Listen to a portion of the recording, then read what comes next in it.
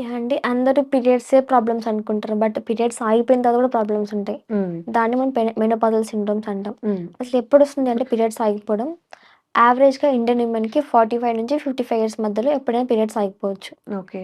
యావరేజ్‌గా 52 అనుకుంటాం. హ్మ్. ఈ టైంలో వాళ్ళకి 2 ఇయర్స్ ముందు నుంచే పీరియడ్స్ అనేవి ఇర్రెగ్యులర్‌గా ఉంటాయి. హార్మోన్స్ అనేవి ఇంబాలెన్స్ స్టార్ట్ అవుతూ ఉంటుంది. ఇలా ఇలా హార్మోన్స్ ఇంబాలెన్స్ అవుతూ పీరియడ్స్ ఇర్రెగ్యులర్‌గా వచ్చేసి అప్ టు 1 ఇయర్ పాటు ఎలాంటి పీరియడ్ కనిపించకపోతే ఆ హ్మ్. తర్వాత ఫేజ్‌ని మనం మెనోపాజ్ అంటాం. హ్మ్. దీని తర్వాత ఏమవుతుందంటే వాళ్ళకి సడెన్‌గా హార్మోన్స్ డ్రాప్ అవుతూ ఉంటాయి. అప్పుడు పీరియడ్స్ వరకు ముందున్న యాక్టివ్ ఉన్న హార్మోన్స్ అనేటివి సడెన్‌గా డల్ అయిపోతాయి.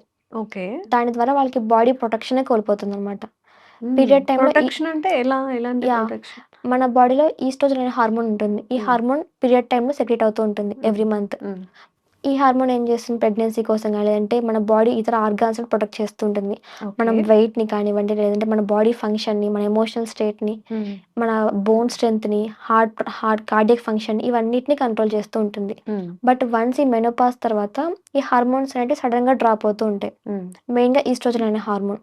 ఈస్ట్రోజన్ హార్మోన్ తగ్గిపోవడం వల్ల వాళ్ళకి ఈ ప్రొటెక్షన్ షీల్డ్ కోల్పోతుంది. హ్మ్. అంటే బోన్స్ అనేటివి పలచబడిపోవడం. హ్మ్. ఎందుకంటే ఈస్ట్రోజన్ హార్మోనే విటమిన్ డీని అబ్జార్బ్ చేసుకొని బోన్స్‌కి కాల్షియం గాని స్ట్రెంథెన్ అయ్యేలా చేస్తుంది. Once okay. ఈ హార్మోన్